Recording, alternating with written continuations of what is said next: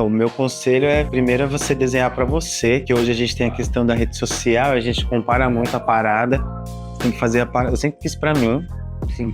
porque quando você entra com essas marcas maiores, esse tipo de trabalho, a coisa tem brief, você não pode desenhar qualquer coisa, é uma coisa assim, ó, eu quero isso, você só vai desenhar. Então, assim, quando você vai fazendo a coisa pra você, e você vai vendo o valor naquilo e vai se satisfazendo, é a melhor coisa que você faz. Eu fui fazendo o meu caminho sozinho, as coisas foram chegando, agora você vai ter que desenhar assim. Um desenho comercial é outra brisa, é outra parada, mas a sua identidade já tá ali. Então segue seu caminho, seja curioso, se pudesse evitar a internet, porque é isso, a gente vê ali, a gente sempre vê o trabalho perfeito sendo feito, a gente não vê a hora que o cara erra, a gente nem sabe se a pessoa errou, a gente não sabe o tempo que ela levou para executar aquilo.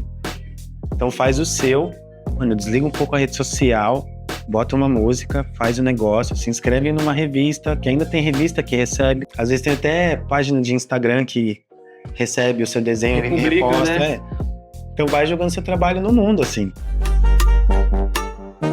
Salve, salve, quebrada! Está começando o nosso 11º episódio aqui do Comunica Favela. Então já sabe, se inscreva no canal, deixe seu like e ative o sininho. Para começar esse episódio aqui, a gente vai trocar uma ideia com o Leandro. Ele que é diretor de arte, design gráfico, ilustrador e também ele é pai. Mano, a gente vai trocar um papo sobre todos esses temas assim que a gente já deu essa introdução. Ele também é da Vila Buarque, ele é do centro, né? Ele mora no centro, mas já morou um tempinho aqui na Quebrada. Umas décadas, né? Passou a infância em si, então você vai conhecer toda a trajetória dele aqui. Muito bem-vindo, Leandro. Seja muito bem-vindo ao podcast, mano. Muito obrigado por ter aceito o convite aí, mano. Satisfação total. E, mano, a gente vai voltar na linha do tempo, a gente vai conhecer mais um pouco sobre a sua história, porque você é um cara que passou sua infância aqui na Quebrada, então você, mano, é autoridade pra falar sobre isso em si. A sua família, seu pai, sua mãe, veio da Bahia pra São Paulo. E como é que foi essa trajetória, assim, da sua família vir pra São Paulo? A sua infância em si, como é que você estava morando num canto e você foi parar aqui na Quebrada? Conta essa história aí pra nós. Então, foi o seguinte, eu nunca conversei muito com eles, assim, que a gente tem umas rixas e tal, mas o que eu sei é que eles vieram da Bahia muito cedo, eles vieram do Jatobá, ficando em Vitória da Conquista, lá no sul. Eu acho que eles não terminaram a escola, acho que meu pai largou na 4ª série, minha mãe na 5ª. Então eles já vieram muito cedo pra cá, acho que eles se instalaram na casa de algum parente aqui no Alto da Lapa, aqui perto do cemitério. E daí, aí depois que eu nasci, eles desceram já aqui pra favela do Madeirite, que era na época, né? Madeirite, sim. E daí meu pai trampava, até hoje ele trabalha com jardinagem, cuida de jardim, dessas mansões da galera, e minha mãe sempre foi doméstica, tá ligado? Então, as minhas memórias vêm ali, acho que eu tenho mais memória dos 7 anos pra frente, que a gente morava mais pro final aqui, era mais do lado do 9 aqui, perto da linha do trem que passava. Aí tinha essa favelona que, meus pais, eu não tenho muita memória com eles, eu lembro de mais ficar na casa dos tios e primos, porque minha mãe tava, sei lá, escala 6x1, segunda a sábado, trabalhando na casa dos ricos, cuidando dos ricos, fazendo comida pros ricos. Sim. E meu pai sempre cuidando, né, do jardim de alguém. Então eu tenho essa memória de ficar aqui, sei lá, segunda a sexta com alguém. Ou na casa de algum parente que ficava aqui por perto. E via minha mãe mais aos domingos, assim. Tenho a memória do barraco, que na minha memória ele era gigante, mas era uma coisa simples, de 3 cômodos. E tenho essa memória do meu irmão também, que meu irmão já devia ser adolescente e tal, já estudava ali no Dica. E eu aqui estudava ali no EMEI Dona Leopoldina, tá lá até hoje, fiz o prézinho lá. E daí, eu lembro de ter ficado aqui até os 9, acho que 8, 9 anos, porque daí veio o lance veio a ideia de construir Singapura. Sim. Porque aí teve o governo do Maluf, não sei se era governo, prefeitura, sei lá, do Pita, desses mano aí. E daí veio esse rolê, e daí a gente foi pra Osasco. Foi em 90 e alguma coisa, 98, acho que 98. A gente foi pra Osasco, ficou aqui. A gente morei aqui, passei a infância aqui, brincava muito aqui, tinha um campinho. Mano, tinha muita coisa, não tinha tantos amigos, porque eu não ficava tanto. Sim. Mas o pouco que eu ficava, eu fiz bastante amizade com os moleques. Era um lugar bem violento. Eu lembro muito de ver muita polícia, mano. Aí você tá brincando, a mãe entra pra dentro, os caras tá aí. Tem que entrar correndo pra casa. Foi assim que eu quebrei meu braço pela primeira vez, não, pela segunda vez, inclusive. Sim. Lá, toque de recolher. Minha mãe, vai pra dentro. Eu fui entrar em casa, tropecei, blá, quebrei um braço e foi uma treta do cacete. Sim. Eu lembro, tenho muita memória também de meu pai jogar. Ele sempre jogava sinuca nos botecos que tinha, e eu ficar lá nos fliperama. E era isso também, toque de recolher, tinha que ir pro fundo do bar, e os policiais enquadrando todo mundo até acabou o enquadro e a gente voltava pra casa. Mano. Tinha essa fita assim, mano. Então você chegou assim, você pegou a época da quebrada aqui, quando eu acho que era a favela do Sapo, né? Isso, ou do Madeirite, que era toda de madeira mesmo. Toda de madeira aqui, era tudo, né? E aí já tinha esse lance de caixaria aqui no Ceasa, então os caras, a maioria trabalhava pro Ceasa, né? Ficava fazendo caixa, eu lembro da galera batendo prego em caixa de fruta. Sim. Então tinha esses dois nomes, né? Mas pra mim ela era gigantesca, né? Hoje, já adulto, eu olho aqui, não é um negócio tão... Mas pra mim era um... Sim, você pegou esse processo, né? Tipo, da favela como ela era, a transformação dela, que teve a construção dos prédios em si. Eu peguei a última fase dela, né? Que era bem sinistro. Assim. É super importante você contar isso aí, porque vira e mexe também eu troco ideia com um morador que chegou também aqui, tava nos anos 90 aqui, falou que realmente era 13, era sinistro em si. E tipo, eu, como vim também dos anos assim, 2000, então eu já peguei a fase que tava meio de boa, todo mundo predinho. Tava tranquilo em si, a quebrada em si tem esse poder em si de ir e vir, sabe? Quais foram os maiores desafios que você enfrentou assim? Você se lembra desse recomeço da sua vida aqui, quando você era jovem em si, você tava aqui pela quebrada? Então, teve esses dois... Quando a gente saiu daqui, a gente foi morar em Osasco, o barraco aqui era uma coisa bem precária, não tinha nem saneamento básico, tanto que tava lembrando antes de vir pra cá que meu primeiro trauma foi quando eu fui pra escolinha. Sim. E na nossa casa não tinha sanitário, a privada, era só um buraco no chão. Quando eu cheguei no prézinho e vi uma privada, eu não sabia o que fazer, mano. Sério? Ligado? Aí tinha que chamar a tia, às vezes, mano, fazia na calça, então a criança completamente em outro mundo, assim. Então eu tive esse primeiro trauma de infância. Aí fui pra Osasco, meu pai conseguiu alguma casa lá, era perto do lixão. Aí lá já tive que fazer novos amigos, aí troquei de escola, aí foi minha cabeça também explodiu, o que eu tô fazendo aqui? Eu tava lá num barraco, de repente fui pra uma casa de 2 cômodos lá no fundão de Osasco, aí fiquei 1 ano, aí depois a gente foi pro fundão de Carapicuíba, lá perto de uma aldeia, aí também troca de escola, fazer novos amigos. Aí lá era um lugar mais de boa, assim, mas também tinha um lado bem violento, era um lugar que não tinha asfalto. Aí beleza, desses 2 anos que a gente mudou e construía aqui o Singapura, aí a gente voltou, minha mãe fez os corres para conseguir pegar de volta o... Foi contemplado? Então, acho que a galera que eu lembro, assim, a galera pegou os nomes, tal, só que meu pai não deu muita importância. O pai, vamos sair fora e já era. Só que minha mãe falou, não, mano, a gente morou lá, a gente tem direito a esse apartamento, né? Aí minha mãe fez todos os corres. Sim. E daí ela falou, não, conseguimos, agora vamos embora. Aí pegou, colocou todos os móveis dentro de um caminhão lá, nem lembro de quem que era. Daí a gente mudou pra cá. Aí chegou aqui, bicho, os prédios tudo novinho. Tudo novo, você tem essa memória. Né? Tinha, as plantinhas estavam começando a nascer, esses canteiros com árvore, tá ligado? Não tinha... Tava tudo bem cru, assim, não tinha... Eu lembro que quando a gente recebeu o apartamento, veio o Celso Pita, que era o prefeito da época, desceu do carro, entregou, tirou foto e já saiu fora também. Foi bem rapidão, assim. Sim. Aí lembro de chegar, mano, não tinha piso, não tinha nada o apartamento. Eles chegaram no seco, chegou, né? No seco, no puro, só o concreto, só tinha acho que lâmpada, torneira e o vaso sanitário. De resto...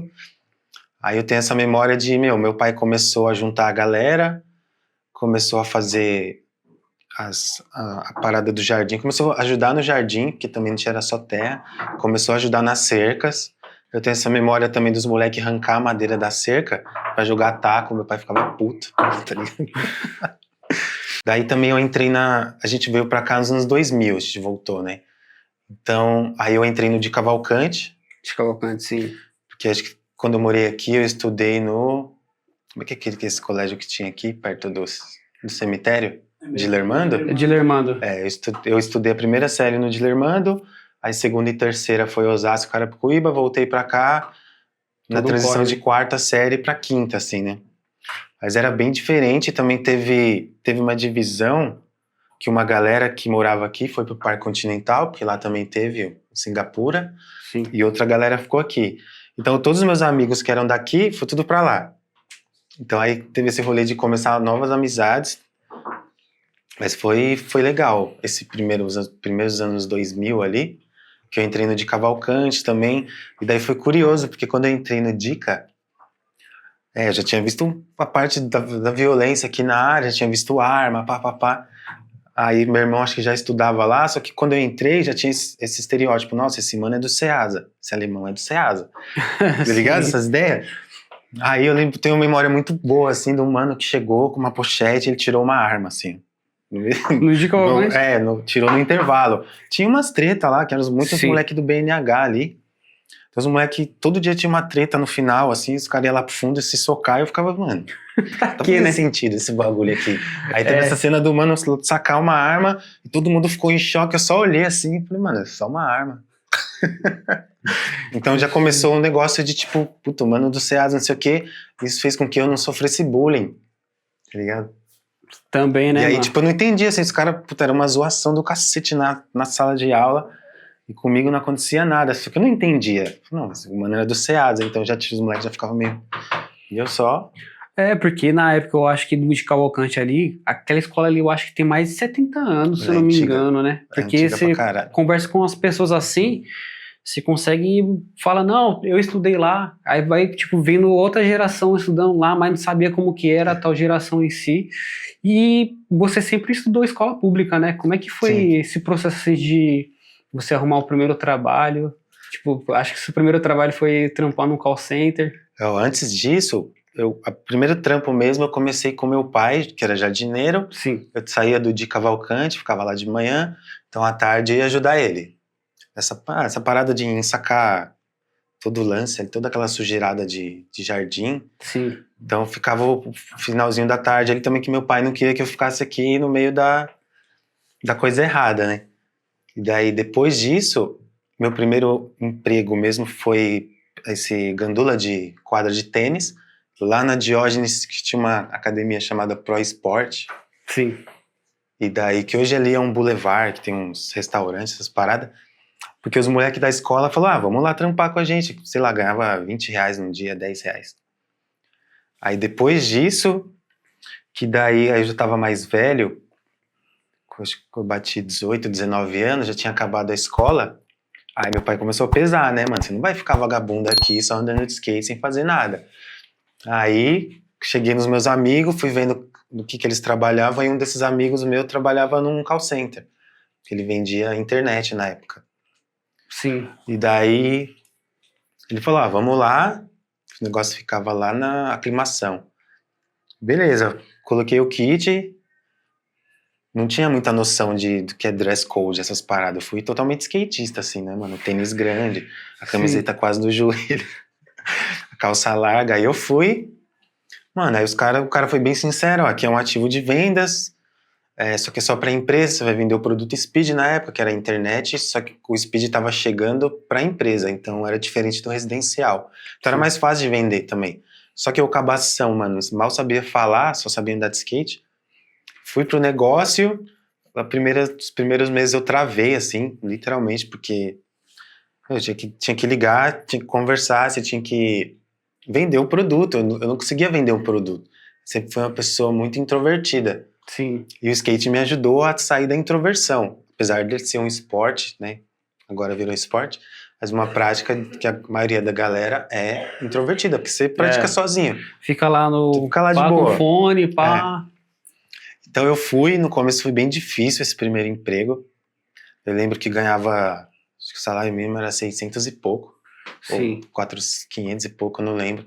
Mas foi muito importante, porque eu saí daqui, que eu era bem introvertido, eu só pensava em skate, e daí fui parar no call center lá que tinha, mano, tinha tudo quanto é gente diferente. Tinha desde pichador, aí tinha a mina do job, tá ligado? Tinha, Tinha mano, uma diversidade, né? tinha esse policial que fez merda na rua. E aí, né, tava todo mundo lá, sentado numa PA, fazendo 800 ligações por dia, vendendo um produto. Tinha uma galera que fazia coisa errada. Sei lá, o cliente era cuzão. Ia lá e Sim. ia lá abrir o bagulho e emitia, assim, ó. Tum. Ah, ele vai receber. Então foi muito importante para convivência com outras pessoas, para melhoria de fala. Eu não sabia, às vezes eu não sabia o que eu estava falando e tinha que vender um produto e tinha um lance também de que tinha um lado dessa empresa que ouvia as ligações, porque tipo, o cara vendeu um speed no mês. É a qualidade, eu acho, porque eu já trampei Isso, em a call galera center, da bagulho. qualidade chamava, mano, por que você não... Por que aqui você não converteu o negócio? Por que você não fez isso? Então eu comecei a entender essa parada, assim. Falei, caramba, não é só... Você tem que saber negociar. Tem que saber trocar ideias, tem que... É porque, sei lá, a galera que me treinou, os caras vendiam, sei lá, 5 speed num dia, assim. Sim. No começo eu vendi 3 por mês, assim. Só que é isso, os caras deixavam a gente, porque era um emprego que não tinha uma rotatividade tão grande, assim. Pagava bem na época, mas você tinha que vender muito bem pra... Bater a meta, né? Tinha que umas metas Eu acho absurdas, mano. que o emprego de quase todo mundo assim, mano, que isso é da escola rede pública, assim, acho que foi um call center, mano. Eu acho que o call center, assim, o primeiro emprego também que eu tive também. Mas eu já trabalhei com outras paradas anteriormente, mas que foi CLT mesmo, foi call center, tá ligado? Que na época empregava realmente bastante pessoas e você vê essa diversidade, mano. Pessoas de 50 anos trampando no call center, pessoas de 20, pessoas, mano, de vários gêneros, de vários lugares de São Paulo, mano. E eu acho que o call center também é aquilo, porque eu trabalhei também com uma parada de cartão de crédito. Então você tinha que trocar ideia com o cliente, para resolver o negócio de fatura em si. Aí tinha qualidade, que os caras ficavam ouvindo sua ligação lá, depois te davam um feedback, positivo ou negativo. Tinha até uma coisa de meta assim de dinheiro, né? Que tipo, você tinha que ter um bagulho de qualidade, assim, tá ligado? De ligação assim, ok, assim, ou meta de venda. Eu acho que a pessoa que passou pelo call center, mano, você é louco, velho. Ela tem vivência, tem história pra contar. É, sim. Você também chegou a fazer cursinho pré-vestibular? Pra tentar... Como é que foi esse meio, assim, de você começar a iniciar realmente de ver um curso superior, uma faculdade? Então, isso foi muito louco, porque a gente que vem desse lugar, eu demorei muito pra descobrir o que era faculdade. Quando eu terminei o DICA, com 17 anos, eu não tinha noção do que era faculdade. Acabou a escola, eu falei, o que eu vou fazer, mano? Sim. Trabalhei com meu pai um tempinho também, aí depois entrei no call center. E aí no call center eu tive a minha primeira namorada, que ela era uma mina ali do Parque São Domingos. E daí, né, comecei a sair com ela e aí comecei a frequentar a casa dos amigos dela e começou a vir esse papo de todo mundo tá no cursinho. A galera começou a entrar no cursinho. Que porra de palavra é essa que eu não tô entendendo? Bulhufas, mano. Aí beleza, aí entendi o que era isso, que era uma parada pré-vestibular. Aí também falei, mano, o que é pré-vestibular? Aí a galera começou a me explicar essas amizades dela. Ela, inclusive, tava fazendo. E daí ela começou a ficar muito nesse negócio de cursinho. E eu só trabalhando ali no call center, andando de skate igual um vagabundo. Aí chegou um certo dia que ela falou, meu, e aí? O que você vai fazer da sua vida? Só vai ficar aí andando de skate, não sei o que lá, sei o que lá, sei o que lá. E aí eu tava nessa empresa, Uranet, vendendo um negócio. E daí falei, vamos lá, vamos entender esse negócio. Aí me inscrevi, trabalhava na aclimação e me inscrevi no cursinho lá no Objetivo da Paulista. Aí beleza, entrei no negócio, tal. Aí os caras te entregam uma pilha de livro gigante. Sim. E aí começou as primeiras aulas, mano. Foi doido, porque aí eu comecei a entender o déficit que tem da escola pública. Sim. Porque assim, 80% da matéria não teve escola pública. Isso eu achei bizarro, assim. Negócio de trigonometria, cientologia, isso na minha cabeça foi uma tristeza gigantesca, assim. Porque eu falei, como é que eu vou estudar tudo isso aqui agora? Da noite pro dia, eu tenho 1 ano pra fazer um negócio. Eu sei que, eu me enfiei dentro daquele cursinho lá. Tinha umas salinhas pequenininhas, você ficava lá e você via um monte de gente estudando loucamente todo dia. Só que era isso, trabalhava ali das 9 às 5h12. Eu não sei porque tinha esse horário, mas era das 9 às 5h12. Sim. E aí trabalhava lá e à noite ia pro negócio. E à noite a gente já tinha 4 aulas. Aí quando tinha um dia ou outro assim, eu comecei, por algumas vezes eu fui na aula da manhã. E aí eu comecei a entender as diferenças também. A gente que estudava à noite tinha menos aulas e menos apostila. Quando eu fui ver uma aula de manhã, os caras tinham 6 aulas e tinham, sei lá, mais 6 apostilas de diferença, assim. Sim. Então tinha galera que estudava de manhã, que não precisava trabalhar, que tinha mais condição financeira, e a gente da noite, ó. Se ferrava, né? Aí eu entrei, beleza, aí fiz 1 ano em choque, aí não fui muito bem nos vestibulares, a maioria eu acho que eu paguei um só, mas aí já comecei a ter noção dessa coisa de isenção de inscrição. Você declarava que você morava aqui, que você era pobre, e você conseguia Sim. isenção da hora, assim, você nem não paguei um monte de vestibular.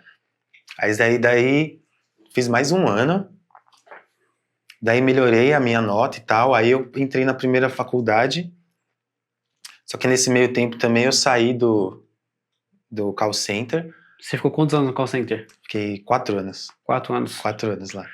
Foi forte, hein? Fritando. Ah, porque dava pra ficar, assim. A minha mentalidade da época, eu tinha paciência suficiente pra aguentar aquilo todo dia e ficar ouvindo coisa de cliente todo dia, a parte de reclamação, então só fiquei. Daí, nesse último ano de cursinho, eu saí do call center e fui trabalhar no restaurante no shopping aqui. Então já não trabalhava mais das 9 às 5. Eu comecei a pegar um horário ali que era das 10, que era o horário do almoço. Entrava das 10 e saía às 3. E daí eu lembro que eu consegui passar em 2 faculdades. Uma foi em economia, que eu fiz a primeira vez, por influência dessa primeira namorada, que ela me ajudou a escolher o curso, porque era o que ia dar dinheiro, assim. Ela só chegou, não, eu falei, o que dá dinheiro? Ah, engenharia, mas eu não vou saber fazer engenharia, mano. Engenharia 13. Aí já sabia bastante coisa de matemática, pinguei para economia. Só que daí também eu passei na federal aqui em Osasco de economia. Só que eu me inscrevi sem ler o negócio. Daí quando eu fui fazer a matrícula, a parada era integral, mano. Nossa. Aí falei, não tem como, mano. Impossível. Como é que eu vou sustentar o negócio fazendo um curso das 9 horário comercial, basicamente? Sim. Aí entrei nessa faculdade de economia e fiquei por 3 anos. Ficava lá estudando e quando trabalhava no restaurante porque tinha esse horário reduzido, mas o salário era baixo também, assim, não fazia tanta grana lá. E vivia dentro de um shopping também. E é isso, fiquei 3 anos nessa faculdade. Aí no último, quando estava para começar o último ano, eu consegui um estágio. Aí lá vai eu, saí daqui, fui lá no Carrefour comprar as roupas mais baratas da época. Sim. Comprei o sapato social, comprei o kit social, coloquei o negócio. Quando eu me vi no reflexo do metrô, mano, do trem, assim, falei, mano, isso aqui não é pra mim, nada a ver, velho. Tipo, você não se sente Não, bem, não né, dá, mano? não Você dá. fala, Eu falei, aquele sapato com bico, sei lá, um bagulho quadrado, social, assim. né? Roubou minha brisa, eu não consegui. Eu fiquei 1 semana nesse estágio, mano, piquei a mula do bagulho. Eu tranquei a faculdade e fiquei de 2014, acho que 2013 a 2014 ali, só pensando, o que eu vou fazer, bicho?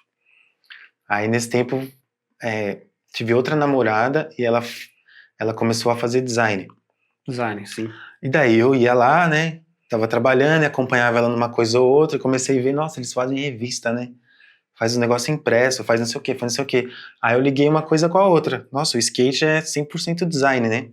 Sim, sim. Não tem o que falar, mano. Aí a coisa começou a explodir na minha cabeça. Assim, nossa, mano, existe esse negócio de design, porque você, um cursinho assim, os caras te instruem, eles entram na sua mente pra você fazer engenharia, não sei o quê, direito. medicina, essas paradas.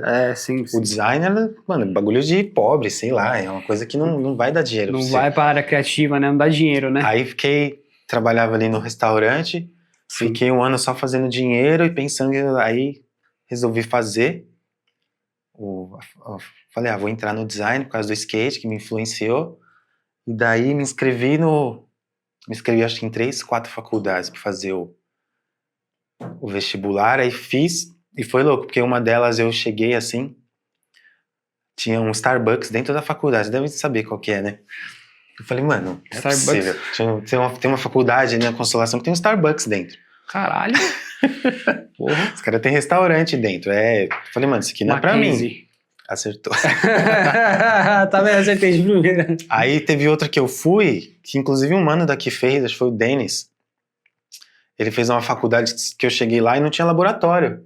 E alguém me falou, não, porque a galera que tem condição, então não precisa de laboratório. A galera já entra com o seu computador. Eu falei, também isso aqui não é pra mim, não tem como. Caralho. Aí fui fazer o vestibular do Senac, lá em Santo Amaro, lá puta que pariu. Mano, eu cheguei lá, puta campo gigantesco, sei lá, 3, 4 laboratórios, tinha um negócio até chamado NASA, tinha os computadores do ano, tudo do ano. Eu falei, mano, é aqui que eu vou fazer, tá ligado? Aí fiz o vestibular, passei no negócio, daí veio outra ideia, né? Eu falei, mano, os primeiros 6 meses, eu paguei os primeiros 6 meses. Só que em mente eu já tinha noção de que existia um negócio chamado ProUni. Aí, bicho, aí veio o segundo corre. Entrei no Senac, fiquei 6 meses pagando. Falei, eu preciso desse negócio, eu não vou conseguir pagar até o final essa parada aqui. Pesa, né, mano? Aí fui lá, fiz todo o corre do ProUni, que também não é fácil. Eu lembro do dia que eu fui entregar os documentos finais, tinha 2 pessoas na minha frente, assim, e uma delas, uma vírgula que faltava, perdeu, assim. Era um negócio que, tipo, mano, tem um documento que tá faltando, é tchau. Pum, pum, pum. Pior que bolsa é assim mesmo. E eu lembro que eu acho que eu faltei 2 vezes no restaurante, faltei mesmo, assim, pra fazer o corre, porque eu tinha que ir em cartório, autenticar documento, fazer isso aqui lá de abrir firma com assinatura de não sei o quê, eu completamente perdido. E aí já tinha internet, eu jogava, mano, como é que abre firma? Pra mim, era você abrir um CNPJ. Não, mano, era só, sei lá, autenticar a porra da sua assinatura pra ela ter uma validade. Bom, nome estranho, né? Essas coisas são complexas. Na minha cabeça era muito... E eu fazendo todos esses corres sozinho, consegui toda a documentação, deu tudo certo. Cheguei lá, apresentei todos os documentos pra moça. Aí eu lembro só dela olhar pra mim assim e olhar pro Olerite. E na época só morava eu, meu pai e minha irmã aqui. Ela falou, mano, como é que você ganha R$600 de salário aqui e você sustenta seu pai e sua mãe? Falei, mano, você deve ter visto que o restaurante que eu trabalho tem 10%, né? Ela, nossa, pode crer. Aí ficou... Aí eu lembro nitidamente dela, mano, ela pegou o endereço, ela abriu o Google Maps, sabe quando você joga o bonequinho pra ver? Ela jogou aqui na Avenida Manuel Bandeira. E ela viu no Maps o lugar. Ela... Tá aprovado. Me carimbou o negócio, assim. 100% de bolsa. Falei, mano... Nossa, estourou, né? Falei, não, agora vai, mano. E daí começou o curso no Senac. Eu falei, mano, com bolsa, eu não posso vacilar, mano. Eu tenho que terminar esse negócio aqui. Eu não tô pagando. E eu entendi que você não podia pegar, acho que 2 ou 3 DPs por semestre. Não podia, tinha quantidade X de presença. Se tivesse, acho que 2 ou 3 faltas, tchau. Sim. Então era um corre do caralho, sair do Outback, pegar o trenzão lotado aqui até Jurubatuba. Aí saí 11h30 da noite pra pegar o último trem. E tem até um papo que os mano fala que, pô, alemão, nunca tive muito por aqui. Agora faz sentido, né? Nossa, o dia inteiro no shopping, pra depois ir lá pra puta que pariu, ficar tudo e andando de skate, fazendo arte já. Então foi... No ensino superior foi doideira, assim. Você conseguiu se formar no Senac? Sim, no design? Em 2018 fiz um projeto da hora, tá lá na minha casa. Fiz um livro de artista sobre arte de rua. Tomei um belo de um 10, mas foi... Foi punk, né? Foi sinistro, assim. Mas também ajudou porque acho que no segundo... Não, quando eu consegui o ProUni... Aí você conseguiu se formar, pá. E como é que foi arrumar o estágio, assim, tipo, trabalhar realmente com design, assim? Então, no começo não teve estágio, porque quando eu consegui o ProUni, eu tava nesse restaurante, e uma semana depois eu pedi demissão, porque também a dona não quis me mandar embora. Não quis? Não quis mandar embora. Sim. Só que também esse lugar foi importante, porque o vulgo do Fire começou lá, tá ligado? Quando eu trabalhava lá, tinha um cara que ele ia almoçar, que ele abria um sketchbook, ele começava a desenhar uns bagulho absurdo, assim. E daí eu olhava aquilo, e falava, mano, como é que esse mano faz isso assim, tal, tal, tal. Isso também ligou com a escolha do design gráfico, que aí na grade tinha aula de desenho pra caramba, né? E daí nessas aulas de desenho, que tinha uma quantidade absurda de exercício, quando eu cansava, eu comecei a desenhar o personagem que era eu mesmo. Daí que chegou no... Eu criei o Fire ali sem entender, assim. Mas teve essa mudança que eu saí do restaurante e fui... E aí comecei a trabalhar numa gráfica aqui na Vila Romana. Então essa gráfica me ajudou principalmente a passar nas matérias que eu achava mais difícil, que é a produção gráfica. Que Produção é gráfica, a sim. parte de impressão, cor. Então, por trabalhar nesse lugar, também eu aprendi muito sobre design de impressos e também aí comecei a descobrir outros mundos, porque enquanto estava no restaurante era difícil você pensar. Enquanto Corrido, está né? em atendimento, eu não estava trabalhando com o que eu estudava. Então, a partir do momento que eu entrei nessa gráfica, tudo mudou, assim. Aí foi de boa. Acho que os 2 primeiros anos foi mais difícil, aí os 2 últimos, ó, levei na moral, passei em todas as matérias, terminei com 10.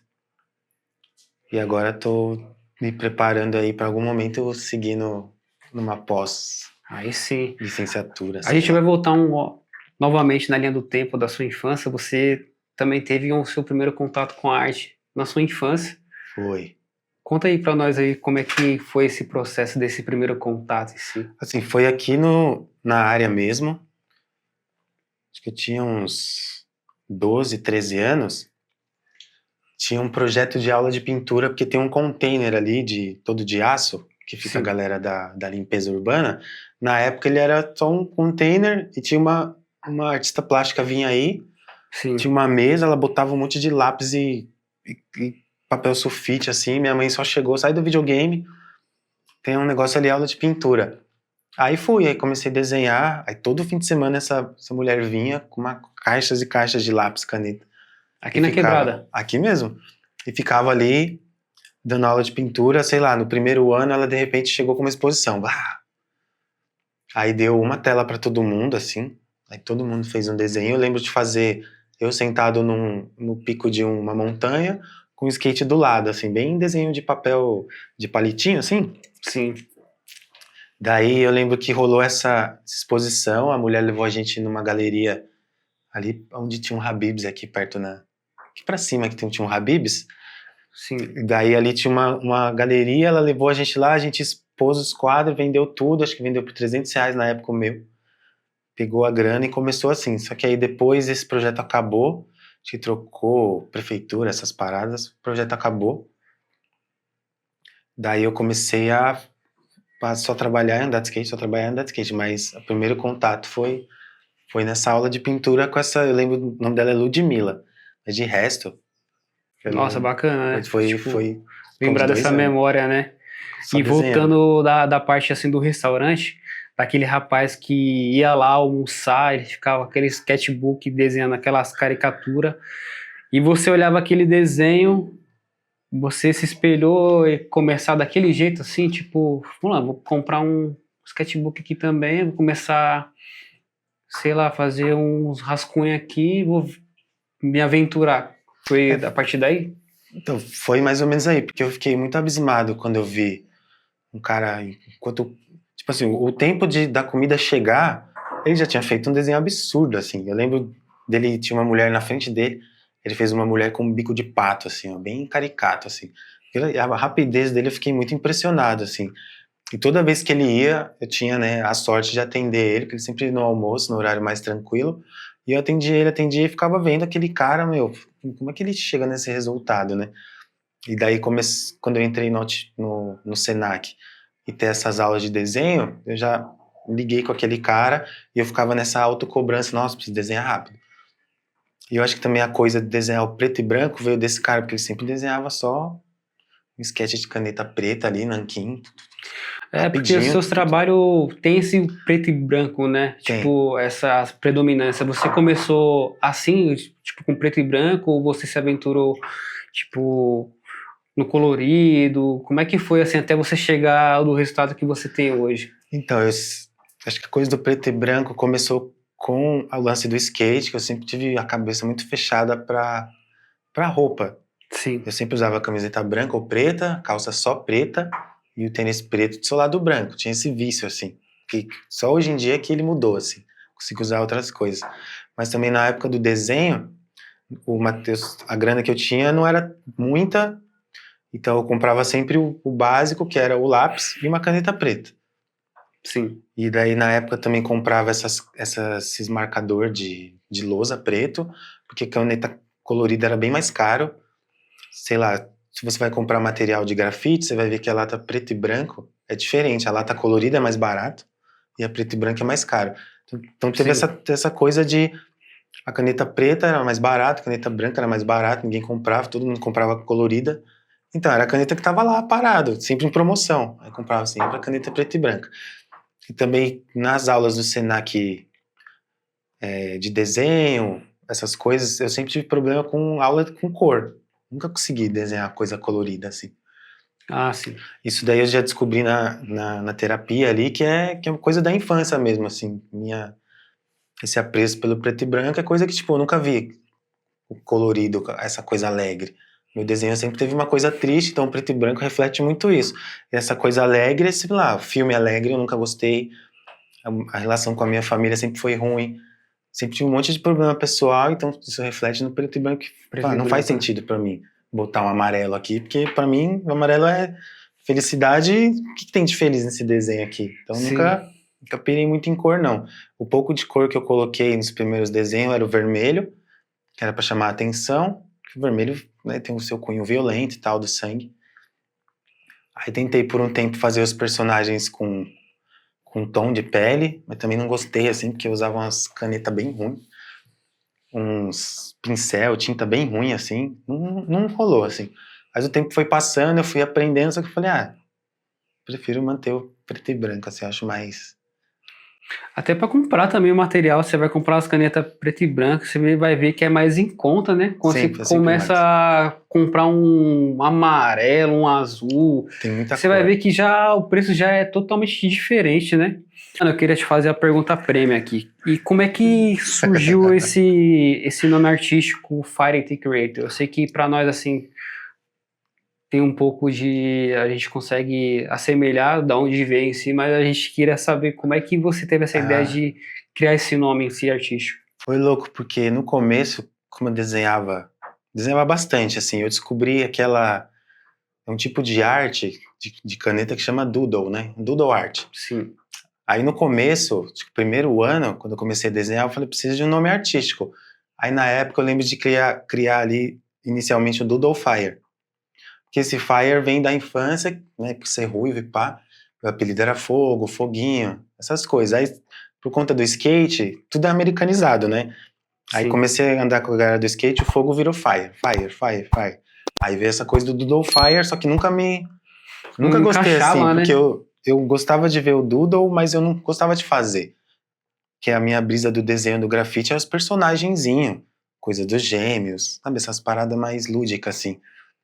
Só que daí, na época, eu sempre escutei muito rap, e na época eu descobri aquele grupo Odd Future, que é a banca de sei lá quantos caras do rap americano. E aí um deles era o Tyler, The Creator, né? Sim. E daí eu fiquei, mano, caralho, olha esse Black aqui, mano, as ideias do maluco. Ele cantando merda pra caralho, na época também eu fui escutando merda pra caramba, assim. Aí eu vendo aquele nome, e eu falei, mano, eu tô criando um monte de coisa aqui. Aí eu só tirei o nome dele e botei o meu. Fire o vulgo The Creator. Fire The Creator. E levei pro resto da vida, tá ligado? Aí pegou rapidão, assim, tá ligado? Curioso, né? Sim, mano. E o cara virou um super artista que é até hoje, né, mano? Nossa, me influencia até hoje, assim. A mudança também do cara que falava uma parte de porcaria ali, xingava todo mundo, virou esse superstar aí. Sim, eu se lembro que, tipo, na época, esse Odd Future, se eu não me engano, esse grupo, teve uma influência bem grande, assim, tipo, tanto estilo de roupa, mano, estilo de arte. Os caras do skate também. Os caras falavam, na época, esse Tyler, The Creator era doidão também, né? Ele tava sofrendo com alguns problemas de personalidade, né? Muita voz grossa também, chamou a atenção do mano. Influenciava várias pessoas em si, acho que até pra comprar uma camiseta também deles da assim era muito caro. Você lembra que era papo de R$100. Sim, tudo importado. Todo mundo queria, tipo, usar, né, mano? Pegou, os caras dominaram. ali por um tempo, aí se desfez e o Tyler tá aí até hoje. Os manos estão aí. Tipo, você vê, né, como é que vai tendo essa mudança, até influencia, porque, tipo, se você for ver uma foto de você, antigamente você fala, caramba, mano, também me Mudou. vestia assim, meu estilo era assim. Era outro Hoje, kit. tipo, quando você vai mudando assim, o seu estilo, tudo, mano, é super bacana. Como é que também você teve essa influência de começar a andar de skate, assim? Foi, tipo, uma influência assim, pô, sei lá, tava jogando Tony Hawks em casa, pá, ou você começou assim sozinho mesmo, porque tipo, teve uma época realmente que o skate, nossa, você via uma nuvem de gente que, mano, que andava bombou. mesmo, né? Então Principalmente aqui, a gente que mora aqui do lado do Parque Vila Lobos, né? Então foi meio maluco, assim, porque quando eu morei em Carapicuíba, eu lembro muito bem da moda do fingerboard. Foi o primeiro contato, assim, Sim. skatinho de dedo mesmo. Passava na televisão, era mó febre. Sim. Aí depois disso, quando eu vim morar aqui, que aí eu fui estudar no de Cavalcante, mano, lá, o que mais tinha era skatista, assim, uma caralhada deles. E aí no intervalo, Sim, né? os caras andando de skate e eu molequinho, assim, com 11 anos só. E, nossa, queria um negócio desse aí, né, mano? Aí o que aconteceu? O meu pai sempre foi muito apaixonado por futebol e ele me deu uma bola. Mano, ele me deu a bola de futebol. Sim. E eu achei uma bosta. Não, mano, não gosto de futebol, mano. Também teve uns rolês assim que ele chegou, esse negócio de torcida, uma vez ele chegou todo sangrando, assim, então eu comecei a pegar uma versão pro futebol, porque eu vi que era uma parada violenta, assim. Enfim, ele me deu essa bola, e aí um dia eu falei, aula de educação física, eu vou levar esse negócio aqui. Aí chegando lá, tinha o futebolístico da sala, ele viu a bola e falou, mano, eu quero essa bola. O que você quer? Eu te dou o que você quiser, vamos lá na minha casa. Aí, pois bem, aí acabou a escola, eu fui na casa dele. Mano, eu lembro que tinha um Nintendo 64 Caraca. e um skate. E eu louco por videogame, eu toquei o foda-se no 64 e escolhi a porra do skate, mano. Caralho. Troquei a bola pelo skate. Ele, toma, leva. E eu não tinha noção de material, Sim. o skate era meio podre já, assim, já tava mofado. E eu lembro que nessa época eu ficava, depois da aula ali, eu trabalhava com meu pai, e vira e mexe ele ficava tipo sei lá, tinha uma casa de algum patrão rico dele pra alugar, e a gente ficava lá de plantão, assim, ficava aquele banner vende, e alguém tinha que ficar lá. Então, quando ele ficava lá, eu ficava com ele até a hora da gente ir embora, e eu pegava esse skate e ficava andando, porque a casa era gigante, ficava dando volta na casa, assim, remando tudo errado. Mas já comecei a dar as primeiras remadas nessa casona, com o skate totalmente podre, assim. Aí no começo meu pai não ligava muito.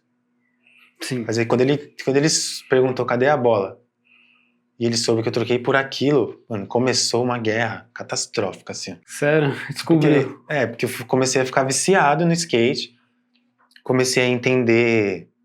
Aí eu comecei a ir pro Vila Lobos. Não, antes de ir pro Vila Lobos, eu comecei a andar aqui na área, porque tava tudo novinho ainda. E já comecei a fazer umas amizades, acho que tinha o Joel, tinha o Galego, os caras eram do B-Boy também, já começou a pular pro skate.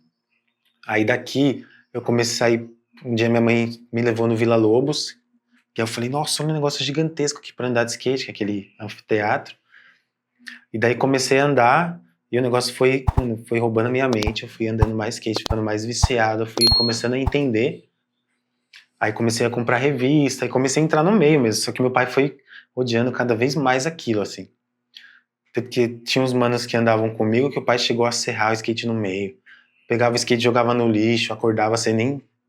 Arranjei treta com meu irmão pegava meu skate e jogava longe, pegava meus tênis e deixava lá na lavanderia. Então foi bem conturbado, assim. E eu acho que essa rixa, essa afronta do meu pai foi aquecendo a minha vontade de continuar, assim. Eu não entendia por que ele não gostava. E um monte de gente andando na escola, um monte de gente andando no parque. Falei, mano, esse mano não vai deixar andar de skate por quê? Aí eu fui dando meu jeito e continuei, assim. Comecei a andar em 2001 e ando até hoje. Até hoje, nossa, mano. Bom que você anda até hoje, porque todo mundo realmente começou na época, mano. Tinha essa questão do pai, mano, realmente que não gosta. Não, você vai quebrar a perna com isso. Você vai chegar aqui todo quebrado. Coisa de vagabundo. Compra uma bicicleta, troca não sei do que. Se você chegar aqui em casa aqui com machucado aqui, não vou te levar no médico, né? Era isso tipo, esses papos, né? Pô, também Era passei- coisa de vagabundo, porque tinha roupa larga, tinha o boné, tinha, a camiseta gigante. E você só ficava aí, acho que a galera não entendia que existe um mercado por trás. Tem um monte de skatistas que fizeram carreira. Mas, mano, isso daí foi uma guerra. Essa exceção, né, mano? Também, né? Você chegou a ter uma marca de skate também, não sei se é relacionado a skate, mas ela chamava Teve. alguma coisa tape. Tinha, foi a primeira. Tinha no de Cavalcante, um dos amigos que eu tenho até hoje, que é o Eduardo, a gente andava de skate ali no Vila Lobos, e Sim. daí a gente ficava nessa coisa de, pô, a gente precisa fazer né, a gente só consome dos outros, vamos tentar fazer uma pra gente, assim. Fazer uma marca, né? Daí eu lembro que ele chegou com esse nome, e é louco isso, porque eu fiz design gráfico nessa época sem saber, que aí na minha casa tinha um computador do meu irmão, e eu fiz os primeiros logos lá. Ele falou, não, o nome vai se chamar Tape, porque ele sempre foi do rap, ele tinha um grupo de rap, e daí ele veio com esse nome na cabeça, fui lá, botei as letrinhas. Sim. Aí nessa época eu também comecei a frequentar a Galeria do Rock, que era o lugar que você comprava as coisas de skate. E daí também ele abriu um mundo na minha cabeça que eram das roupas lisas. Sei lá, você ia aqui no Carrefour da época, tinha lá a calça lisa, mas era tudo bem, bem ruim assim. Camiseta lisa, pequena. A gente começou na galeria que era mais barato, uma qualidade melhor do que tinha na época. Ele falou, não, vamos aqui começar a comprar a camiseta e estampar. Eu falei, mano, como assim estampar, né? Aí ele me mostrou, levou lá no último andar e tinha o lance de serigrafia. Eu falei, nossa, que viagem, né? Aí a gente levantou uma grana, fez as primeiras telas e comecei a estampar aqui no AP que eu morava com meu pai. Caramba. E fazia na mesa da sala mesmo. Tirava lá a toalha, né? Quando a gente ia lá na galeria fazer a tela, eu perguntava pro cara como é que ele fazia, ele me explicava, você põe a tinta aqui, passa o rodo aqui, tira, seca, produção em massa, assim, né? Os caras faziam uma coisa bem grande, assim. Mas ele fez isso, chegava aqui, esticava o negócio sozinho, fazia uma por uma. E era isso, só um logo. Acho que o logo era grande na época. A gente fez uns. A gente ficou um tempo fazendo assim. Mas rolou, colou outros amigos nossos também. Um amigo que foi pra Califórnia também levou uns panos pra lá. E a gente ficava fazendo uns desenhos Umas muito doidos pontes, no né, mano? computador, assim. Abria lá o. Nossa, eu nem lembro que programa eu fazia, mas não era um Paint da vida, mas era um programa bem simples. Acho que era no Word mesmo. Fazia no Word, Sim. salvava lá um PDF, levava lá na galeria. Teve um tempo também que o Danilinho, ele tava já no Acaia, daí ele conseguiu um espaço lá dentro no ateliê gigante dos caras. E daí a gente comprou um berço, aí o negócio começou a ficar uma parada mais bem feita, assim, berço, soprador térmico, secador, tá. Aí começou a fazer, mas também não durou muito, mas teve esse primeiro contato com design sem saber o que era. Sem saber, né? Sem Tipo, saber, já era uma coisa que tava com você fazia o bagulho. Só queria fazer uma marca, assim, porque todo skatista tem Sim. essa brisa de ter um negócio só seu, assim. Mas era isso, era camiseta gigantesca, um logo estampado, shape, eu acho que eu pegava, eu sempre comprei shape liso, a gente fazia adesivo e eu colava, assim. Então, e ficou. Eu até fiz um Sim. rebrand esses tempos, mas deixei pra lá, mas tá guardado em casa. Você teve outra marca que você fez assim, seguiu, ou você, tipo, essa daí que você fez da tape, pá, Ficou. ficou um período, pô, e tipo, você focou em outras coisas. Daí eu tava trabalhando muito, né? Depois que eu entrei no Senac ali, aí a tape ficou guardada lá por um tempo. Aí durante o Senac eu sempre tive essa brisa de coletivo de arte, né? Que tem muito. Eu lembro de fazer um coletivo que chamava lá do B Vandalismo, assim. Que aí eu já tava começando a fazer arte de rua com os amigos.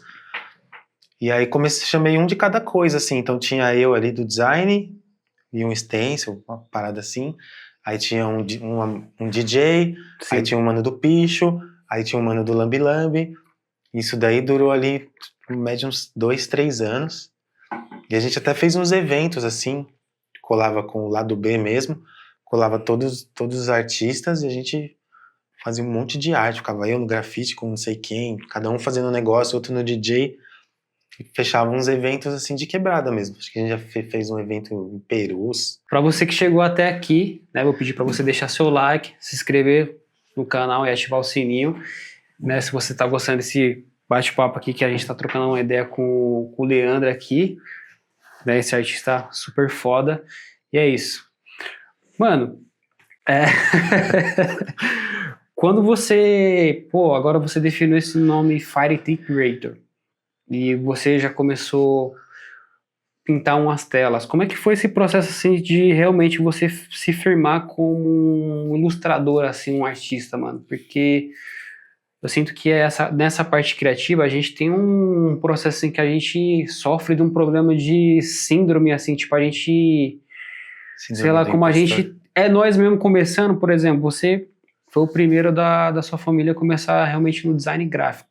Uhum. Você não teve, tipo, outra pessoa que veio por você assim, dedicou você trabalhar por você mesmo sozinho. Como é que foi esse processo assim de você afirmar, pô, agora, cara, tem um Fire Tick Ray, já crio minhas ilustrações aqui, vou vender minhas obras. Como é que você fez todo esse processo para realmente continuar, começar, sabe? Então, quando eu comecei a desenhar mesmo, foi um vício, foi muito imediato, assim. Sim. Eu lembro muito de, sei lá, comprar sketchbook e depois voltava do Senac, chegava, sei lá, meia-noite e quente ainda de estudar, bicho, eu só comecei a desenhar sem parar, assim, nossa, agora eu vou desenhar isso, vou desenhar isso. Sim. Até pegar no sono mesmo demorava, ia dormir 2 da manhã. Então no começo eu desenhava aí no AP mesmo, aqui na quebrada, desenhava na mesa da sala, enquanto tava todo mundo dormindo. Aí eu lembro que depois de um tempo meu irmão foi embora daqui, e daí sobrou um espaço que ficava o computador, assim, no quarto. Ele saiu fora, e daí eu mesmo, na época, entrei na internet e vi como é que faz uma prateleira. Aí você tinha que comprar aquela parada que eu esqueci o nome. Sim. Aí meu pai arranjou um pedaço de madeira em algum lugar. Eu fui lá e chumbei uma mesinha para começar a desenhar, com a cadeira de plástico mesmo. Também toda vez depois da aula, aí eu já comecei a entrar no quarto e ficar lá. Minha irmã já dormindo também. Eu ficava desenhando sem parar, assim. Daí eu comecei e falei, nossa, como é que é a vida de um ilustrador? Porque aí, nesse tempo eu descobri que aquele cara que eu via desenhando, ele era um ilustrador da DC Comics. DC Comics? É. Caramba. DC ou Marvel, um negócio assim. Ele assinava como El Bragon, uma parada assim. Daí eu comecei a descobrir um mundo da ilustração, e a galera também no Senac me falando, mano, você sabe o que que é isso? Sabe o que que é isso? Já vou falar na revista tal, sei o que lá, sei o que lá. Aí eu descobri a Zup, que era uma revista só de arte e ilustração, e daí comecei a ver que você podia mandar um desenho seu pra sair na revista, tá ligado? Aí, pois bem, mandei, e o negócio não saiu, né? Eu comprava a revista todo mês, e aí eu comprei a revista, quando eu abri, foda. tá lá, Leandro Ferraz, no editorial. Aí passei, tava lá, página dupla, assim. Falei, caralho, a primeira publicação, sei lá, tava com 1 ano e meio de desenho, já rolou, assim. E daí também depois eu fui... Aqui na área não tinha ninguém que fazia ilustração, nada dessas coisas. É. E daí eu descobri um lugar chamado Casa Locomotiva. Sim, eu ia falar. E os caras tinham um curso bem baratinho de iniciação pro grafite. Poxa, tá mal caro, né? Caro pra caralho. Na época acho que eu paguei R$40, tá ligado? E aí cheguei lá, tinha lata, tinha tela, tinha tudo. E daí, enquanto o cara, né, ensinava a técnica pra gente, o cara comentou de um evento. Ele, não, tem um evento chamado Art Battle. Falei, Arte Batalha, né? Aí ficou na minha cabeça esse nome, né? E eu sempre fui muito curioso, tudo que eu escuto eu jogo na internet pra saber o que é, assim. Então, soube da revista, fui lá, descobri, tem inscrição, saí no negócio. Aí descobri o Art Battle, joguei na internet, tal, é assim.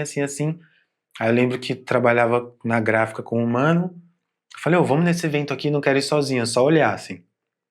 Aí a gente foi, era aqui em Pinheiros na época. Sim.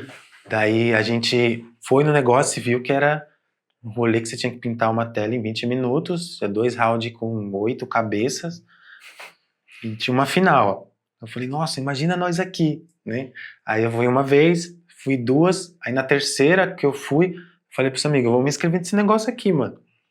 Aí me inscrevi, a mina não mandou de volta.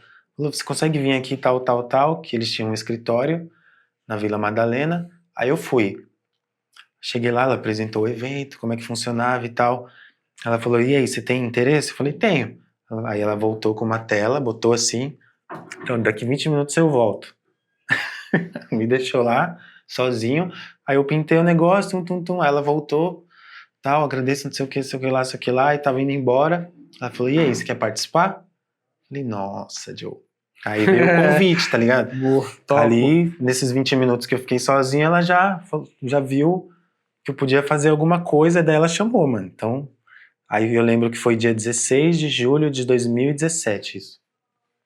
Eu tinha começado a assinar aqui em 2015. Em 2016 já tinha saído numa revista.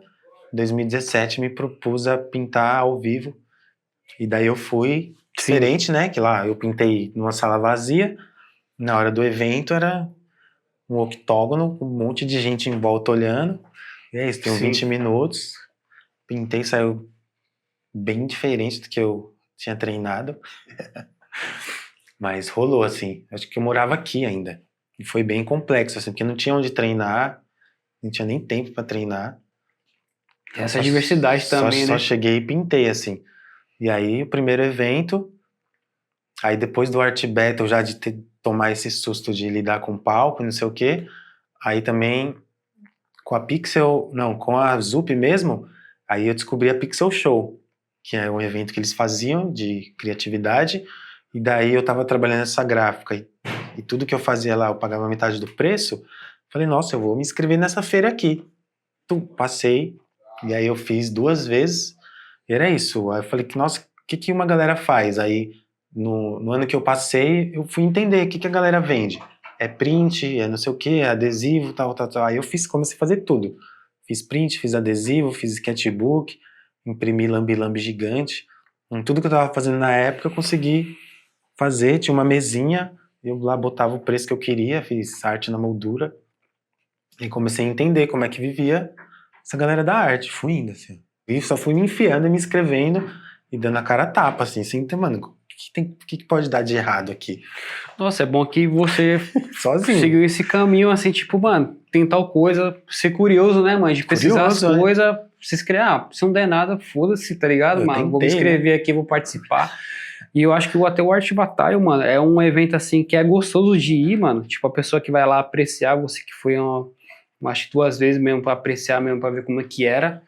É um evento bacana de ir, mano, e, tipo, você vê essa diversidade, assim, porque, pô, você que tá lá pintando a tela, tipo, você tá competindo com o mano que tá fazendo outra tela do lado, que o mano é professor de desenho, de arte, o cara tem vários prêmios, o cara já fez exposição no exterior. Mas isso é bacana, essa troca, né, porque, assim... Eu vejo que, voltando pra cá, pra Quebrada, tem muitos artistas que tem aqui na Quebrada, tem puta talento, mas ele cai nesse bloqueio criativo, porque assim, se você passar um briefing, tipo uma coisa pra ele criar, já era, ele trava. Sim. Porque ele tem um estilo de arte pra fazer, tá ligado? Tipo, tem pessoas que é assim, mano, tipo... não segue um determinado coisa assim pra fazer. Por isso que muita gente, tipo, não sabe, tá ligado? Tipo, executar tal trampo em si. Mas como que funciona assim, por exemplo, de você aprender a precificar o seu trampo, assim? Como é que foi essa questão em si? Isso demorou, assim, porque eu comecei a entrar nesse mundo de arte, eu comecei a frequentar o rolê da galera. E sei lá, ir numa galeria ali na Vila Madalena, eu via que a tela era tal valor. Mas se eu ia numa exposição lá em Guaianazes, lá a tela era outro valor. Tá. E se eu vou na feira de arte ali, do fim de ano, ali é outro valor.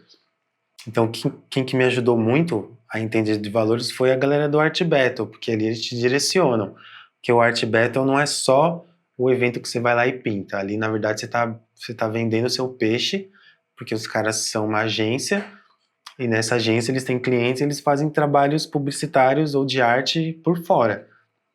Então ali eu comecei a entender quem que era o Fire, o tipo de arte que eu fazia, porque também eu demorei para entender. Para mim era só ilustração. Aqui aqui no Ceasa eu só desenhava no papel. Aí depois do Art Battle eu comecei a desenhar numa tela. Sim. Aí depois comecei a fazer grafite, comecei a fazer um muro gigantesco. Aí veio o lambi-lambi, aí comecei a entender os valores das coisas, assim. E também ligado a... Quando eu também virei diretor de arte, você começa a entender, quando você é júnior, você leva 8 horas para fazer um negócio, e você recebe X. Quando você vira pleno, você começa a fazer em 4 horas, e você recebe Y. Quando você vira sênior, que é onde eu tô hoje, eu faço o que eu fazia em 8 horas, agora eu faço em 20 minutos, e eu recebo tal.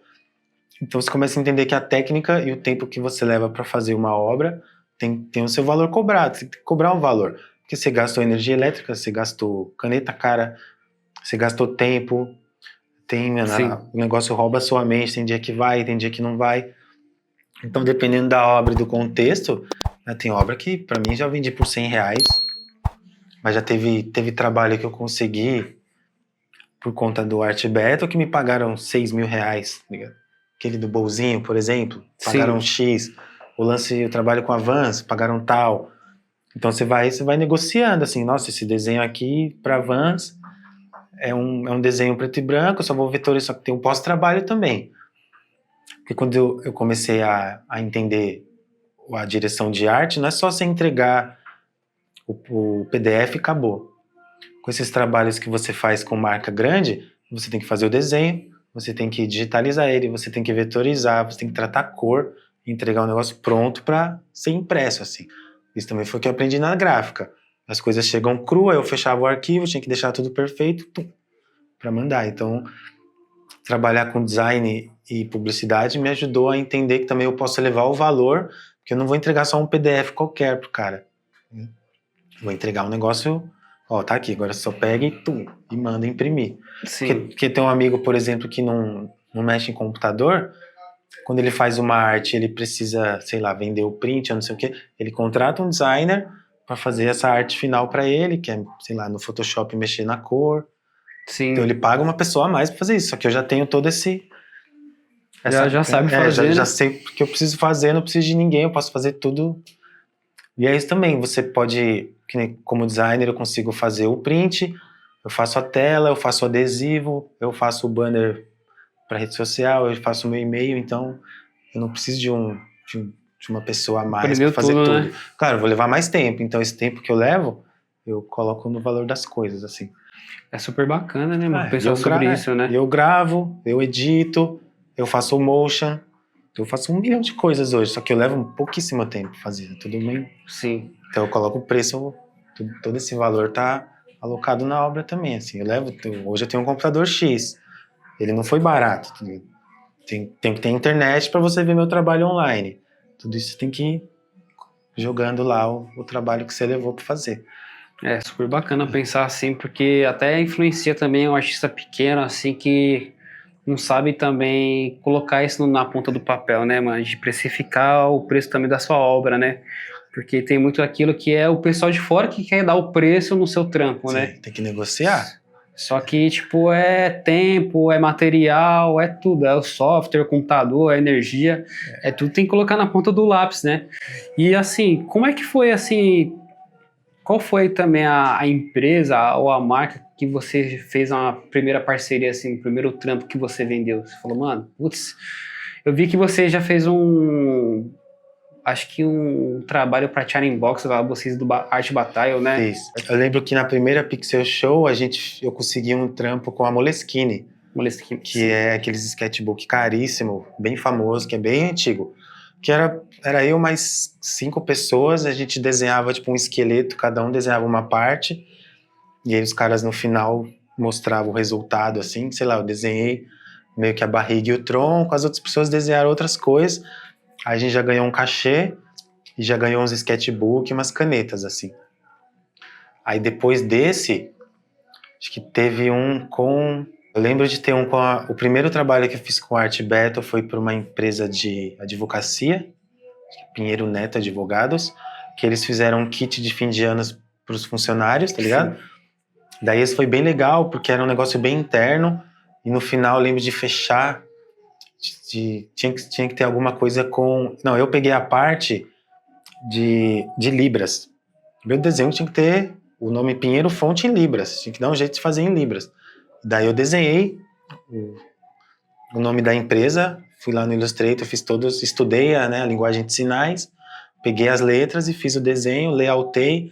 Aí eles fizeram sketchbook, fizeram um calendário, fizeram um negócio de cerâmica, ficou bem legal, assim. Daí depois, aí teve esse do Shining Box, que foi um dos últimos que eu fiz, que acho que foi de maior relevância até hoje, que foi basicamente o Shining Box queria fazer uma coleção de bowl, e chamou o Art Beta e falou, eu preciso de 4 artistas para fazer isso. E a galera faz isso, eu tenho esses artistas, esse faz tal coisa, tal coisa, tal coisa, tal coisa, e daí eles escolheram os 4, eu era um dos 4, daí a gente fez uma reunião no escritório deles, para eles passarem o briefing pra gente. Isso que é importante também de trabalhar com publicidade, quando o briefing chegou, foi assim, né? Já sabia, já sei o né? que tem que fazer. Já fui lá, escolhi o yakisoba, não sei o que, já olhei pro bowl, não, tem que desenhar um negócio dentro do bowl. Vou fazer meu personagem comendo um macarrão. Falei, aí, eu vou escrever o Shining Box com o macarrão. E eles estavam também trazendo o jargão que eles sempre tiveram, né? Shining Box. Eu lembrei dessa propaganda, falei, vou fazer exatamente o que eu lembro, escrevi o negócio, fiz em 2 dias. Rapidão, assim, foi bem rápido esse. Eu já tava com a ideia na cabeça, né, depois do briefing. E daí acho que teve 1 ou 2 ajustes, foi bem rápido. Daí a galera foi gravar lá em casa, que hoje eu moro lá na Vila Buarque, como você falou. Só que eu moro numa kitnet de 29 metros quadrados, um quadradinho, assim. Então é isso, chegou 12 pessoas lá. 12 pessoas, a equipe inteira. Metade ficou lá na escada e a outra metade ficou dentro de casa gravando, fez os takes. E fizeram um material, e daí, na época eu recebi, né, eu não sou muito da rede social, assim, de ficar mostrando, porque eu não gosto, mas aí eles pediram, né, chegou um box com todos os bowls, daí fiz os stories, tal, depois a propaganda saiu, e foi sucesso, esse foi sucesso. Regaçou, assim, acho que esgotou os bowls. Isso que é bacana, né, mano? Você viu seu trampo indo pra pista, né? Você volta lá, você tava lá no seu quarto, né, mano? Mano. Montou uma mesinha de madeira lá com a ajuda do seu pai em si, desenhava até na mesa. E qual conselho assim que você daria pra um ilustrador assim, mano? Jovem, às vezes tá lá na quebrada lá, desenha super bem, mas tá travado nessa questão assim de, mano, de ver o trampo dele mesmo indo pra pista, assim, tipo, mostrar pro mundo, sabe? Porque eu acho que tem muitas pessoas que são boas, assim, só que tá num grupo só, não tá pro pessoal geral, sabe? Tá muito numa bolha em si, sabe? O meu conselho primeiro é você desenhar pra você, porque hoje a gente tem a questão da rede social, a gente compara muito a parada, você tem que fazer a parada, eu sempre fiz pra mim. Sim. Porque quando você entra com essas marcas maiores, esse tipo de trabalho, a coisa tem brief, você não pode desenhar qualquer coisa, é uma coisa assim, eu quero isso, você só vai desenhar. Então, quando você vai fazendo a coisa pra você, e você vai vendo o valor naquilo e vai se satisfazendo, é a melhor coisa que você faz. Eu fui fazendo o meu caminho sozinho, as coisas foram chegando, agora você vai ter que desenhar assim. Um desenho comercial é outra brisa, é outra parada, mas a sua identidade já tá ali. Então segue seu caminho, seja curioso, se pudesse evitar a internet, porque é isso, a gente vê ali, a gente sempre vê o trabalho perfeito sendo feito, a gente não vê a hora que o cara erra, a gente nem sabe se a pessoa errou, a gente não sabe o tempo que ela levou para executar aquilo. Então faz o seu, mano, desliga um pouco a rede social, bota uma música, faz o negócio, se inscreve numa revista, que ainda tem revista que recebe, às vezes tem até página de Instagram que recebe o seu desenho e reposta, né? Então vai jogando seu trabalho no mundo, assim. Hoje eu vejo que tem uns manos que fazem muita coisa para YouTube, como vocês estão fazendo aqui. Vai lá, faz um canal no YouTube, no mundo do grafite os caras tá com uma GoPro aqui, ó. Filmando tudo que eles fazem na rua. Então é isso, vai registrando. Hoje todo mundo tem celular e tem uma câmera. Registra seus negócios, tira foto, vai fazendo o seu acervo e vai jogando isso pro mundo, tá ligado? Imprime, cola o lambi-lambi ali, sabe? Faz um stencil. Então não fica só, né, no computador, chapando no celular, balão, sim, porque o negócio rouba a brisa. Vai botando seu nome no mundo sem esperar muito esse negócio de fama, porque isso vai vai te derrubar. Eu sinto que, mano, hoje nas redes sociais, querendo ou não, tem muito essa questão também da comparação, né? E, Porra. tipo, você perde também muito tempo, às vezes ficar rolando o feed, ficar assim, né? Igual o Zubizão, aí tem umas coisas assim que eu vejo assim que o pessoal mais jovem tem muito problema assim de focar, sabe? Sim, Mano, parar muito uma hora pra disperso. fazer tal coisa, porque, mano, chega a rede social, quando vai ver, tá lá com o celular na mão, sabe? Deixa muito ansioso. Eu tive problemas recentes com ansiedade. O último desenho que eu lancei, eu levei 1 ano para desenhar ele, porque eu tava com um problema tão grande que eu travava na hora de desenhar, porque na minha cabeça era só a comparação, né? Eu tenho que fazer o melhor trabalho, não sei o quê, não sei o quê. Daí eu comecei a tomar essa medicação que minha cabeça parou de pensar igual um louco. Eu sentava para desenhar, comecei a desenhar uma mão por dia, ou uma mão por semana. No final eu fiz um desenho com 73 mãos, que ficou exatamente o que eu queria e agora eu tô assim, as coisas precisam de tempo, mano. Não faço mais um desenho por dia igual quando eu morava no Ceasa. Agora eu tô fazendo uma obra lá que eu tô esculpindo mãos numa tela, eu faço uma mão por semana. Às vezes tem dia que eu faço um dedo, então vai um negócio devagar, tem que ter tempo. É a mesma coisa lá do design, da direção de arte. O que eu levava 8 horas, hoje eu levo 20 minutos. Sim. Eu paro 20 minutos de uma segunda-feira. Eu sei desenhar, não preciso mais treinar igual loucamente. Claro que precisa ter uma constância. As coisas levam menos tempo, só que eu prefiro fazer num prazo maior. Sim. Não ficar igual um louco, preciso postar amanhã. Não, mano, o bagulho tem um tempo. Que é os likes, né? Fala suas redes sociais aí pro pessoal te encontrar, seu trabalho, se o pessoal quiser até te contratar, falar com o Leandro. Bom, eu tô lá na rede social do Instagram, como Fire the Creator, tô lá há um bom tempo já. E posto lá algumas coisas, já não sou mais tão... Já não uso tanto mais, assim, também que deu uma bodeada, porque tem muita coisa que rouba um pouco a mente, mas tem lá a rede social, Fire the Creator. Se você entrar no Behance também tem, o mesmo vulgo. Rede social, na minha rede social tem os links lá do My Portfólio, tem o link, agora tem uma rede social só de artistas, que chama cena.art. Eu entrei recentemente para também dividir com o Instagram ali. Aí só tem esses dois só. Você me acha lá de boa, você me acha pela rua aí, que eu tô na rua por aí, fazendo arte, Sim. dando um rolê. E assim, a gente sabe, pelo menos eu, que você é pai, né? Pai de 2 crianças. Como é que você hoje em dia concilia seu trabalho artístico, também com o diretor de arte em si, uma paternidade, assim? Como é que você faz para assemelhar esse tempo, assim? A paternidade foi um susto que veio ali em 2018. Eu terminei o Senac e veio a notícia. Mas foi E também quando o menino nasceu, que eu tenho 2 crianças, né? O menino nasceu e veio a pandemia. E a menina veio no meio da pandemia. Sim. Então foi um trabalho árduo ali de, sei lá, fiquei desempregado. Só ficava eu e a mãe dele trabalhando online e eu cuidando dos moleques. Depois que isso passou, minha cabeça conseguiu a melhorar, né? A questão de trabalho, eu voltei a trabalhar, que passou a pandemia. Aí eu saí de um lugar que eu morava com 2 pessoas e eu falei, eu preciso morar perto dos meus filhos. Aí que eu fui parar lá no centro.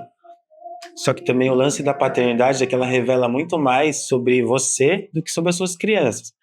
Então, agora que eles têm, o menino tem 7, a menina tem 5, eu entendi muito bem como é que foi a minha infância, da ausência dos meus pais. Não porque eles não eram ausentes, né, de estar comigo, porque eles estavam trabalhando loucamente. Minha mãe num lugar, meu pai em outro, e eu com um parente, ficava em casa sozinho. Então, hoje eu priorizo ficar o tempo que der com eles, pego eles todo final de semana, desenho com eles, tento ensinar o que a vida me ensinou aqui. Que eu não tenho vida de luxo, sabe? Já passei fome, já tive problemas de saúde mental, e não quero que eles tenham esse tipo de coisa no futuro deles. Então eu ensino o que eu acho certo. Ó, o papai tá aqui, se precisar de mim você me chama, mas você desenha o que você quiser, você pinta o que você quiser, hora de comer, hora de comer. Então, basicamente, eu ensino o que meus pais ensinaram aqui e toda a infância que eu tive numa favela, que também que eles têm uma infância diferente, né? Hoje eles têm condições diferentes, bem diferentes da minha. Então eu levo a paternidade ali, já não desenho mais todo dia também. E eu priorizo fazer as coisas quando eles estão comigo, que eles me veem desenhar, ligado? Aí eles desenham comigo, aí eu ensino uma técnica de lápis. Hoje meu filho e minha filha desenham no Photoshop, eles gostam pra caramba de ficar. Eu também vira e mexe, eu dou uma tela, um cavalete pra eles, ó. Usa Sim. tal tinta, tem essa caneta, tem um spray aqui. Não, bota a máscara nos moleques, solta um spray, meu. Gasta o spray numa dedada só, assim, e fica, e pira em casa. Aí tem a hora da televisão, aí levo bastante no parquinho, porque eles têm um contato com a natureza, levam exposição. Já levei em várias exposições de grafite, isso não é que fica maluco, assim. Então eu fico nessa coisa de em casa é diversão, na rua é diversão, tem escola na semana, levo meu filho, ele tem um probleminha de TDAH e autismo e tem outras questões, aí levo ele 2 vezes na semana na terapia, divido ali com a mãe e com a avó, então a gente vai criando as crianças, porque hoje com celular e rede social eu vejo umas né? crianças ali no centro completamente desenfreadas, assim, as crianças não têm amigo, Não tem a cara, não tira a cara do não tablet, tira, né? não sabe o que é uma bolinha de gude, eu fico abismado, assim, ó. Teve um dia que eu tava jogando, fui com os moleques na praça do lado de casa, aí abri um buraco e comecei a jogar cela com meus filhos, né, bolinha de gude. As crianças ficou assim, eu juntou uma roda de criança olhando, assim, ó. Não sabia que era, Não né? sabe o que que é, mano.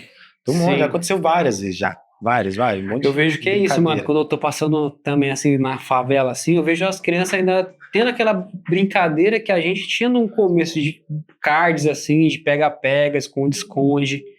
Falo, caramba, quando eu vejo uma cena dessa, eu falo, caramba, eu me via, tipo, nessa infância, sabe? Eu me vejo nessa criança, porque eu também fui aquela criança que tava na favela correndo pra cima e pra baixo, sabe? Brincando de polícia e ladrão, pipa. O estímulo era outro. Hoje, recentemente, eu comecei a introduzir jogos de tabuleiro, dama, resta um, ludo, essas Sim. coisas assim. Os moleques prendi a atenção total deles, eles ficam jogando comigo, assim.